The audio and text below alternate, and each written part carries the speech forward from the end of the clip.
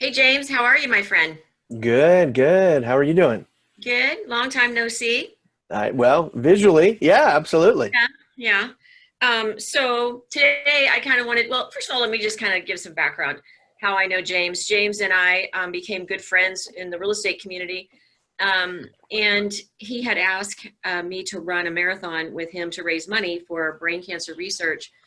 And that was kind of my first time I'd ran really since high school and started running and getting ready for it. And anyway, that's how we got to know each other and well, through real estate. And then we got close when Tegan came to DC and spent some time with your parents and then also, just now we're old time buds.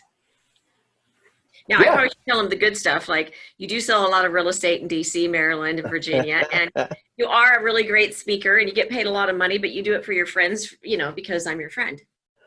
Yeah, you've used that chip a couple times. I use that shit a lot. Yeah, I'm good at No, that. I love it. You do things for people that you love. So excited to be on here and Well, share what I can.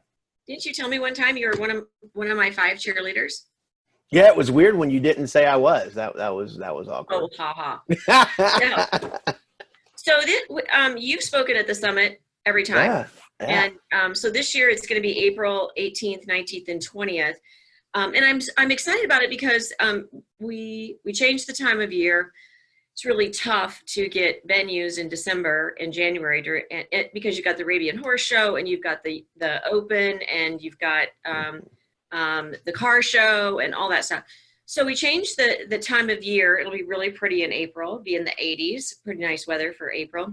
But more than that, some of the speakers that we have this year are completely different. Now, some of them, you and probably Denny and Sven will be the main real estate speakers, and then the rest of the folks are really talking about leadership in business, but and really from what they've learned through life experience. And one of them is the Kansas City Chiefs mascot, Dan Mears. Been the Kansas City Chiefs mascot for 30 years. But you didn't know that, James, and is in the Hall of Fame for mascots, the only NFL Oh, mascot in the Hall of Fame. Anyway, has a really awesome story that I think everybody's going to really enjoy. Wrote a book about it. And so tell us from your perspective why you think the summit is something that if you are a business person or real estate that you would want to come to. yeah, I've enjoyed being a part. I think maybe even from the origination of it to multiple summits. Last year was fun. Last year you had the guitarist, right? The very talented guitarist, and I just remember being touched by that story. And I love how you bring people outside of the real estate industry together to share their passion and their wisdom from their own industry, and Right. just how that can parallel and what that looks like at a high level. It's interesting. People have asked me about it before. They say, well, how do you compare it to, like, if they're Keller Williams eyes, they'll say, how do you compare to Mega Camp and Family Reunion, all these other things? And to me, it's interesting because you get the top talent to come and share their wisdom, but rather than having to fight through crowds of thousands to talk to them at a dinner or to talk to them one-on-one, it's really like a crowd of like 10 or 15, not because your event's small, but you just offer that intimate setting.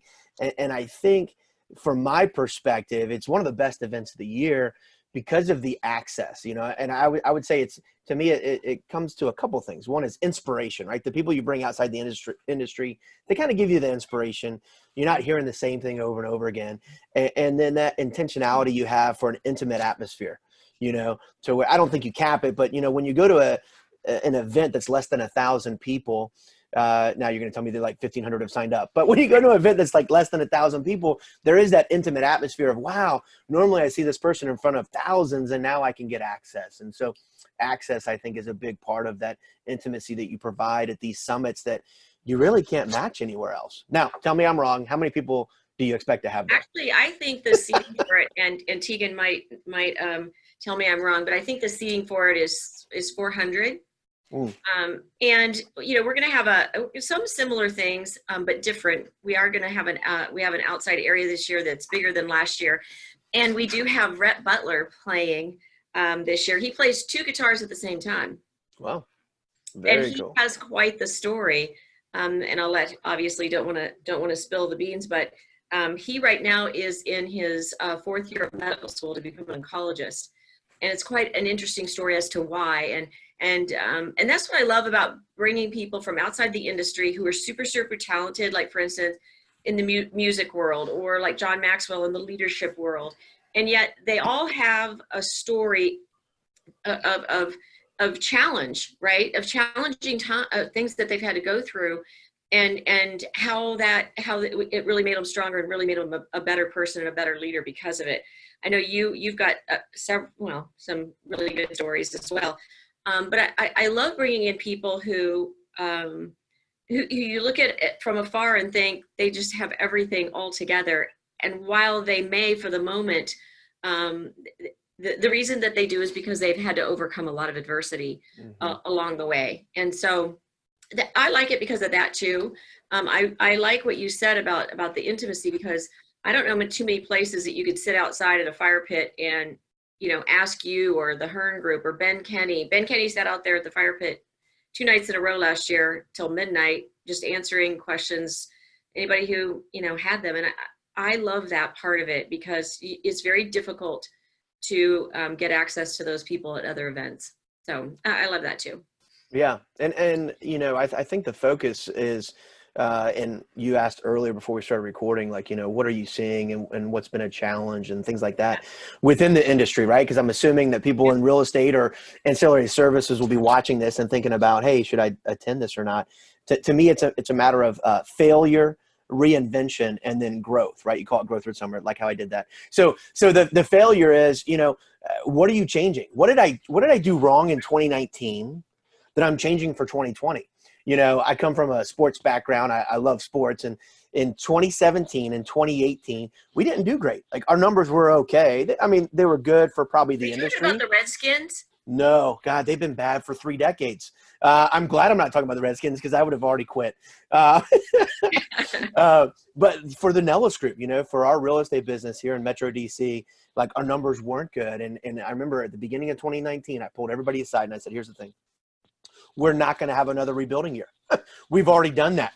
2019. And what's fun that I can say, it's God's goodness. It's certainly not like because I got smarter. It's fun that most of our agents are having their best year ever. They really we changed some things. I've talked about it even at your last summit, what we changed differently, and we got our agents hyper focused. And there's even failures that we had this year where we're saying, okay, well, what are we going to reload on for 2020? One access point for that is what does it look like to really create the content that no one else has? One of the fun things that I've done, and this, because Cole, you're one of the best implementers I know, is I'll come up with an idea. It's crazy. It really ticks me off, because I'll come up with an idea. Next thing I know, Cole's implementing it, and she's like been doing it for a month. And I was like, I just told you about that yesterday. Well, I hired a videographer last year. So at the beginning of 2019, I hired a videographer. I would consider that outside of probably the top 5 real estate companies, that we have more video content online than anybody else I know. Okay. That's not a pride thing. That's just for the moment, James. Right. Because yeah. I'm not going to give too much, because then Cole's going to do it. I have this guy right here who's creating massive content right now. I love it. Massive content. See, I hate this. Call is over. It's over. See, you told me about it over the holidays when we were talking, and see, I just went right after it. I love it. But tell me something else when we were chatting, and I don't know, it was maybe a couple weeks ago, and you said that you were really, really focusing. You'd spent a lot of focus on the sales force, and that you were kind of backing up a little bit and spending more time with the administrative people. So talk about that a little bit. Yeah. So let's talk about the continuation of it. And so I started. It was funny. I started speaking nationally back in 2007. And 2 years into that, I had a national speaker come and say, hey, James, how was North Carolina? I was like, it was great. He's like, so you spoke to, 50 agents, you taught them how to do 30 more homes a year. I was like, yeah, they're really inspired. He goes, well, how often are you doing that with your own agents? What? And then I realized I was not doing any specific training with my own agents. And so for the next couple of years, that's what I did. Every week, in order to be part of the Nellis group, they had to commit to 4 hours of training every week.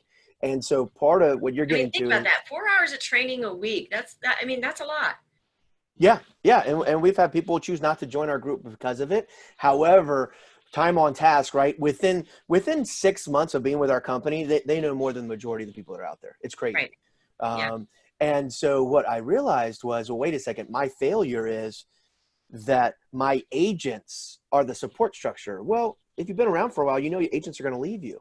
And so I was building my whole passion and everything I was doing into my agents, who were free agents, right? If you're going back to a sports analogy, they're free agents, can leave you at any time, you know, versus my staff and my ISA department and things like that I've carved out. And so what's fun is I came back, and for all of 2020, the difference is it's still 4 hours.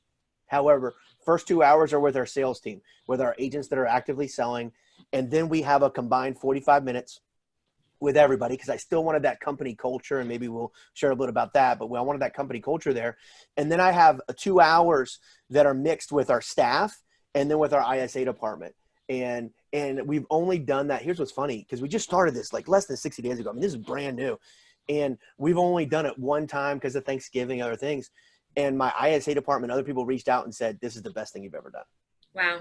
And that was a big aha to me, where, you know, I was just pouring into the wrong people. Not that I wouldn't pour into everybody. You know, I'll give you another example that I think maybe the CEOs that are on this call will be inspired by. You know, the 411, you know, that's kind of Kellerized and all of that. We focus on health, wealth, business, and personal growth. Well, I don't hire and fire directly the agents. I don't bring them in. Venus does, you know, Venus. And what I do is I offer for every staff, every agent, every ISA, one time a month where they can meet with me virtually or in person, and I run through their own individual goals, right? Well, here's what's interesting. In the beginning of 2019, everybody had that as a calendar invite. Everybody had to do it. They had to have it ready. And so some of the meetings were great. Some were bad, because the last time Kristan looked at her stuff was 2 months ago, right? We took it out, and now they have to reach out to me. Here's what's fun and sad at the same time. What's fun is I don't have all these empty meetings where they haven't prepared. Right.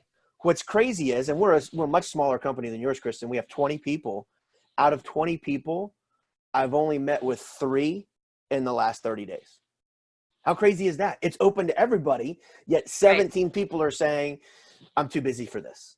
So it's just a unique. Oh, now, I get it. They're too busy to meet with somebody who has a 7-figure income. Well, you know, it's interesting to me, right? And I understand perhaps their perspective. They get in that success suicide, right? They're just busy selling too much, or they're doing X, Y, Z.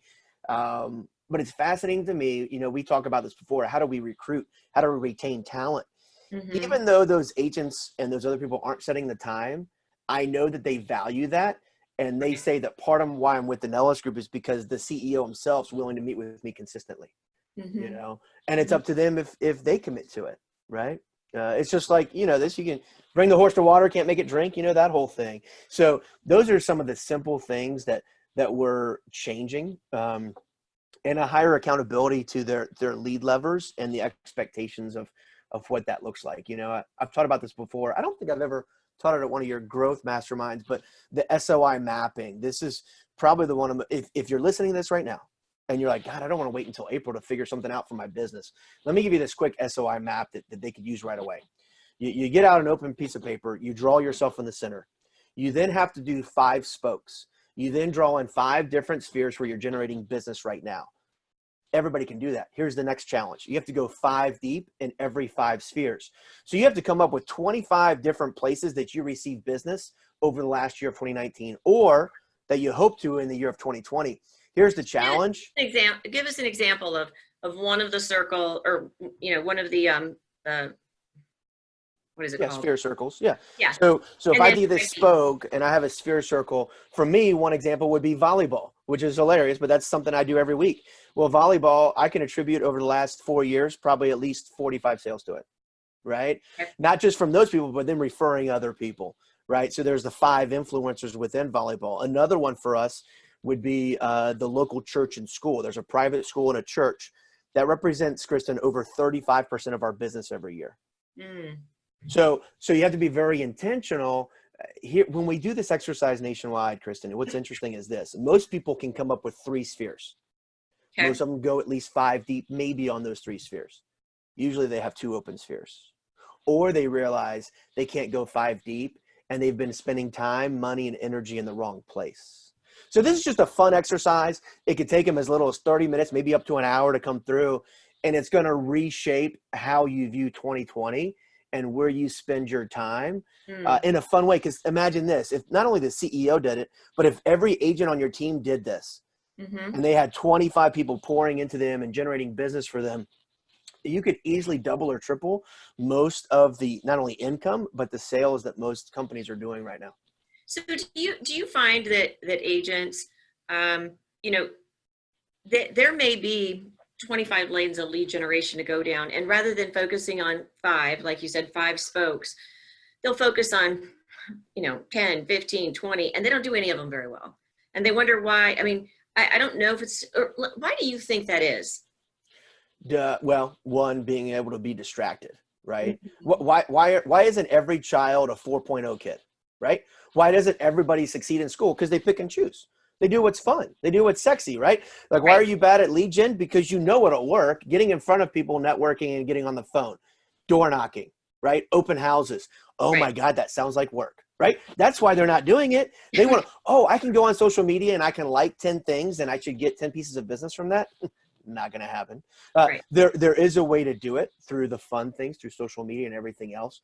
But your platform has to be what we call fast burn activities. The slow burn activities can be a lot more fun and safe. Because that's, I'm gonna do social media, or I'm gonna do this. I'm gonna send note cards, which is great. It can generate it. But the reason people don't do it, the reason they don't do it is they don't get focused. I was talking with Right. people before this call, and we're in a private mastermind, and they're like, maybe we should change the time. And it was really interesting because one guy wanted to change the time to 11 a.m. or 12 p.m. We're like, no, that's a horrible idea, because everything else will get in the way. Oh yeah. So one secret for them is, if it's important to them, they need to do it before 9 a.m. If Yeah. it's truly important, whether that's physical exercise, whether that's reading your Bible, whether that's praying, meditating, whatever it is, if it's really important to you, guess what? You're going to either need to do it way before then, or it's okay to be a night owl. You're going to have to do it after everybody goes to bed. So for me, I exercise, and I know this is against most of the rules. Rules say exercise in the morning. I don't. If I exercise in the morning, I'm going to want to go back to sleep. That's just the way I am. But I'm going to exercise at night, and I'll spend an hour, maybe 2 hours exercising at night, because the phone's down. I don't have to pick up the phone at 9 p.m., at 10 p.m. at night, right? So I think it's knowing your system, your schedule, and even your own life flow, right? Like, what gets you excited? Like, where do you want to be, and where should you be? So it's interesting because you talk about social media, and you're probably one of the best to speak on, all types of social media, really. And yet at the same time, you still come back to the simple things that we know that work, that probably are the most threatening to people, and that is just picking up the phone and talking to your people. So, for the people that are on this call and are going to come to the summit, what's the one thing that you're going to focus on in 2020, that at the summit you're going to teach them how to do it, such that they walk out of there with it, not 5,000 ideas, but a really good idea from you that will actually make them some money? Oh boy. You haven't even given me an assignment yet. Usually you say, I want you to speak on this because we have a big hole. But if I give it to them, they won't come, will they? Well, maybe they will, because I'll make it even better. Let me give you this. I learned this from a top agent, and we've really internalized it. It's the rule of five. And I love this. And this is how you integrate social media and old school. So the rule of five is really simple. You're going to, and this will sound very common to most people. The first one is, you're going to add 5 people a day. So 5-day work week. You're going to add 25 people per week, 100 per month. So in one calendar year, you just added 1,200 people to your database. Most Hmm. people, Kristan, when they first started, added 200 to their database, and they're at like 220 now, right? That's how bad it is, right? Right. Yeah. So that's the first 5 of the rule of 5. The next 5 is on Instagram, and I know that's not for everybody. You got to know your demographic that you're selling to. But if your average age for the demographic you're going after is between 25 and 40, it's Instagram, it's not Facebook. Okay. So on Instagram, they need to go on there, and they actually have to send direct messages, usually through the stories that you see at the top. Send 5 of those per day. That's the only thing that really creates the interaction. Liking something or making a comment, there's no interaction there. The third one, they actually have to go onto Facebook and send 5 direct messages within Facebook, just like emails, but you're doing it through Facebook. Okay. Okay. Ideally through your VIPs or through whoever else that you know. Okay. You'll like the next one. The next one, the power of 5, is you're going to write 5 note cards. This is old school, right? I'm telling you, we're combining them, right? So number 1 was networking. Number 4 was the 5 note cards, right? So this is the rule of 5. The 5th one I'm not going to give you. They're going to have to show up. But this is going to be one example of the things that we share. If they only do those 4, they're going to easily sell a minimum of 10 to 20 more homes next year just by implementing those things. That's what's fun. It's leveraging social media, because here's the thing. Sending those messages, you're not going to be on social media all day. And that's the mistake a lot of agents make, is they're just constantly looking at the threads and they're not getting work done. But if you know I'm logging in there to do 5 and 5 and 5, and then I'm out, that's a really simplistic way to look at lead generation every day. It's interesting that you say that. This morning, I got a message from a gentleman out of Lubbock, Texas, and he was just sending me a message, I think similar to what you're talking about. And basically he said, I was talking to a group of people, and I said, if you could sit next to somebody and talk to them for a few minutes, and they're not an executive, they're just one of us, who would you want to sit next to? And she said your name. She would love to sit next to you. So can I send her her contact information, and would you reach out to her? And it was funny because this young man's name is not Jericho, but for whatever reason at the time I thought that was his name, and so I started calling him Jericho. And so I reached out to him. His name is Jacoby, and so I just reached back out to him and I said, "Sure, Jericho, would be happy to." But I think that's kind of what the interaction that you're talking about is, just some sort of personal interaction that's meaningful and valuable to someone. Messenger on Facebook, it's a challenge for me because you can't forward it. You got to do something with it, right? I have to do something. However, I would say out of all the social media, that is the one that I get actual business from. It's crazy. People will message me and say, "Hey, I've got a seller in Alaska. I've got a buyer here," but more than any other social media. Oh, Facebook still dominates. I mean, LinkedIn could come a close second or third, but Facebook still dominates everywhere. I would put it Facebook, then Instagram, and then LinkedIn as far as where people are generating. Twitter is good for business to business relationships, but that's where I would spend my focus if someone's listening to this saying, I really want to do more social media. And then I would also joke and say, when I usually speak about it, I call it profile-itis, right? They got too focused. They've set up profiles everywhere. So they have profile-itis and they're not getting any business from anything because they're not going deep, which is why I came back to that simple rule of 5. Because if you do that, you know that you're consistently touching them. You're going back to that old top of mind awareness, right? Now, I know you're super smart, so this won't surprise you. You know that John Maxwell just came out with a book called The Rule of 5. No, I did not know that. Yeah, he sure did. Yeah. There you go. John and I are on the same page. I knew it. I knew it. You guys are just like buds.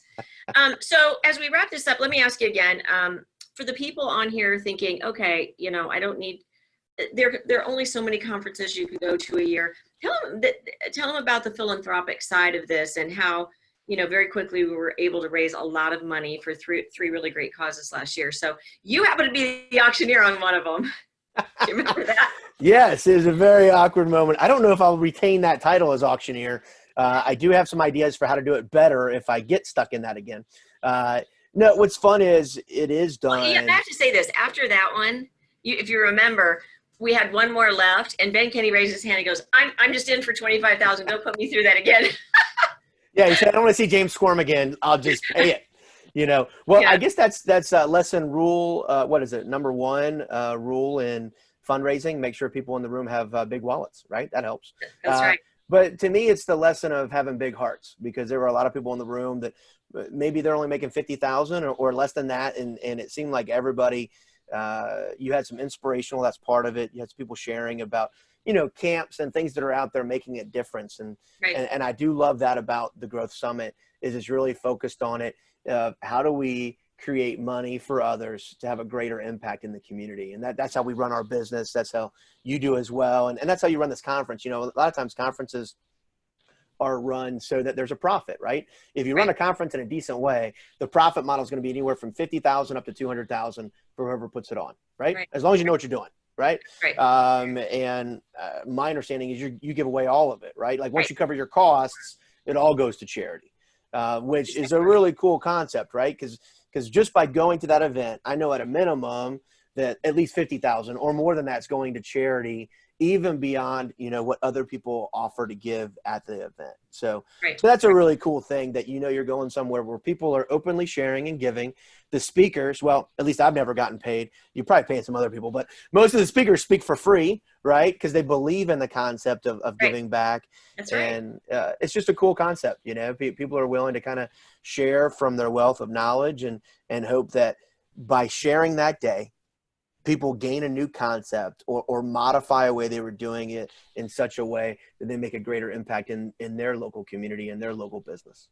100%. And you have a big heart, and I appreciate you being willing, because willing is a big word. And I know that it takes time out of, you know, anything worthwhile does take our time. And so I don't ask that lightly, but I would also say that, you know, you have such a huge heart, and we tease each other a lot, but you really do. And so I really appreciate the fact that you're willing to give, because what I see in your life is that I don't think you've ever outgiven God yet. So yeah, it's awesome. So James, well, I just want to thank you for being on the call today and for doing it live for us, and because that always makes it kind of fun. And I hope to see you soon in DC. I don't think it'll be at a Redskins game in the Super Bowl or anything, though. Certainly won't be a playoff game. Who's got the worst record, the Giants or the Redskins? Ooh, I think we're it's tied. I We think might be we're tied for the 2-9. NFC least. You know, they're calling it the NFC least now, right? It's not even the NFC It's East. terrible. It's terrible. Okay, my friend. Well, thank you so much, James, and we'll talk to you soon. My pleasure. Bye. Bye.